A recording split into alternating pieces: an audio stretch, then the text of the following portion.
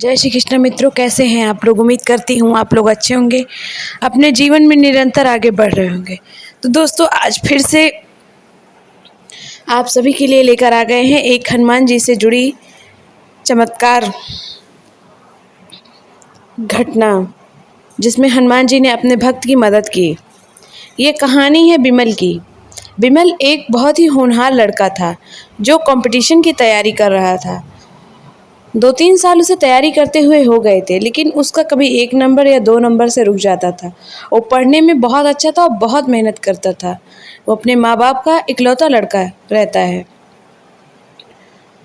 अब तो उसके माँ बाप को भी चिंता होने लगी थी, लेकिन वो कहते नहीं थे। कहते थे कि जहाँ लोग इतने सालों से लगे, हमारा लड़का तो अभी कुछ ही समय हुआ है, कहीं ना कहीं तो होगा ही, बाकी सब भगवान पे छोड़ देते हैं।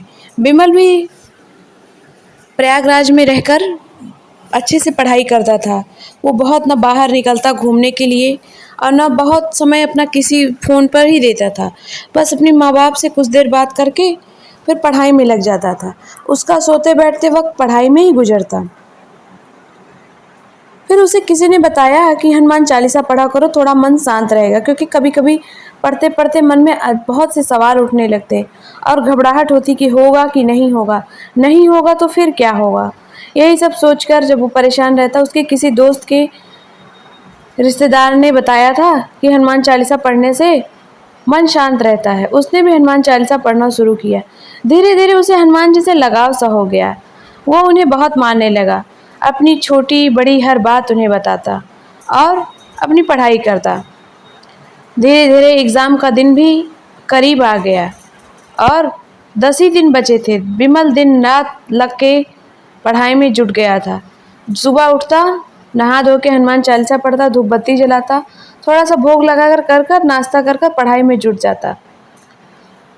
उसे ये था कि इस बार होना ही चाहिए और सब कुछ उसको लगभग तैयार भी था। वो बस प्रैक्टिस कर रहा था और रिवीजन कर रहा था। और हनुमान जी से कहता कि इस बार प्रभु मेरी नैया पार लगा देना, और फिर सो गया रात में। 3-4 दिन बाद उसका एडमिट कार्ड आया। उसने सोचा क्यों न बजरंगबली के मंदिर जाकर एडमिट कार्ड को उनको सौंप दिया जाए, फिर लेकर उसी को एग्ज़ाम देने गया। जय जय। वो एडमिट कार्ड लेकर गया बजरंगबली के मंदिर में, उसे उनके पैर के छुआया और दर्शन करके चला आया। जिस दिन एग्ज़ाम देने जा रहा था, उस दिन उसे एक ऑटो मिली। ऑटो में बैठकर उसने सोचा कि कम से कम 1-2 घंटे पहले तो पहुंच जाऊं। वैसे भी एग्ज़ाम में 2 घंटे पहले, 1 घंटे पहले तो पहुंच ही जाना चाहिए, क्योंकि बहुत सारी चीज़ें रहती हैं जो हमें पहले समझनी पड़ती हैं। बिमल भी यही सोचकर 2 घंटे पहले निकल पड़ा।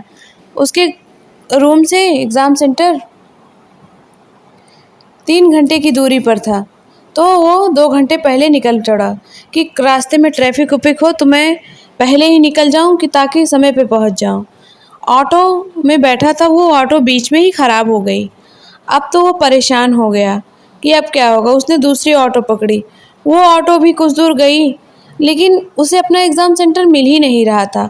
वो एकदम परेशान हो गया कि मैं सही एड्रेस पे जा तो रहा हूँ, लेकिन वो रास्ता क्यों नहीं मिल रहा है। अब तो उसे रोना आ रहा था। उसे लगा कि आज तो एग्ज़ाम छूट जाएगा। बस वो एक चौराहे पे खड़ा होकर यही सब सोच रहा था। तभी कोई स्कूटी लेकर आया और कहा, क्या बच्चा क्यों परेशान हो। वो कोई बूढ़े दादा थे। उनके चेहरे पर एक चमक सी थी और बहुत ही हल्की सी मुस्कुराहट। बिमल ने कहा, इनसे क्या बताना। वो कुछ बोला ही नहीं। कहिए आप जाइए, मुझे कोई परेशानी नहीं। उसने लेकिन उन बुजुर्ग ने उसे 2-3 बार पूछा, नहीं बच्चा बताओ, तुम परेशान लग रहे हो। उसने कहा, मेरा एग्ज़ाम सेंटर नहीं मिल रहा है और लग रहा है आज मेरा एग्ज़ाम छूट जाएगा। फिर उन्होंने कहा, चलो मेरी स्कूटी पर बैठो, मैं तुम्हारे एग्ज़ाम सेंटर को छोड़ दूँगा। फिर वो उनकी स्कूटी पर बैठ तो गया, लेकिन उसे भरोसा नहीं था। उसने सोचा, जब ऑटो वाले नहीं छोड़ पाए थे, ये अनजान शख्स क्या छोड़ेगा। फिर भी वो मना नहीं कर पाया, बैठ गया और कुछ ही दूर हुए कि वो अपने एग्ज़ाम सेंटर पर पहुंच गया। जब उसने नज़र घुमाई तो सेम वही एग्ज़ाम सेंटर था जहाँ उसके एडमिट कार्ड पर लिखा था। वो चौंक गया कि इन दादा को कैसे पता। उसने उनका धन्यवाद किया और गेट के अंदर घुसने लगा।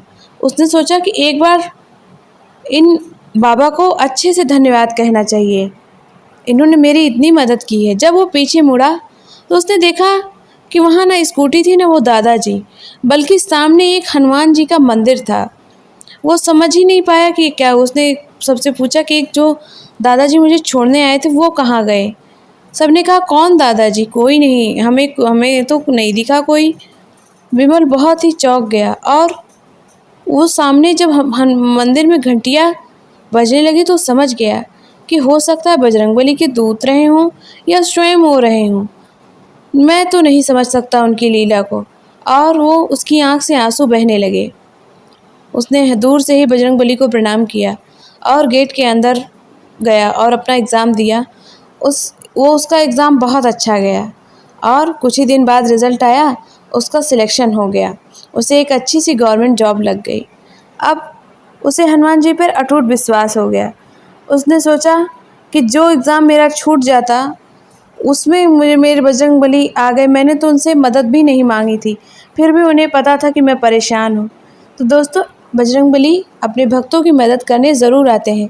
बस आपको उन पर विश्वास होना चाहिए और आप कोई भी काम सच्ची नीयत और पूरे विश्वास से करिए। अगर आप ईमानदारी और अच्छी नीयत से कोई काम करते हैं तो भगवान आपका साथ ज़रूर देंगे। और हमारे बजरंगबली तो किसी को मुसीबत में छोड़ ही नहीं सकते।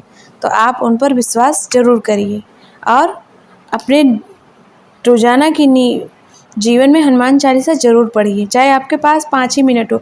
सोते बैठते जब भी आपको टाइम मिले, स्वच्छ होकर हाथ पैर धुलकर हनुमान चालीसा पढ़िए। उससे आपको मानसिक शांति मिलेगी और आप मजबूत बनेंगे और बजरंगबली से आपका एक लगाव हो जाएगा।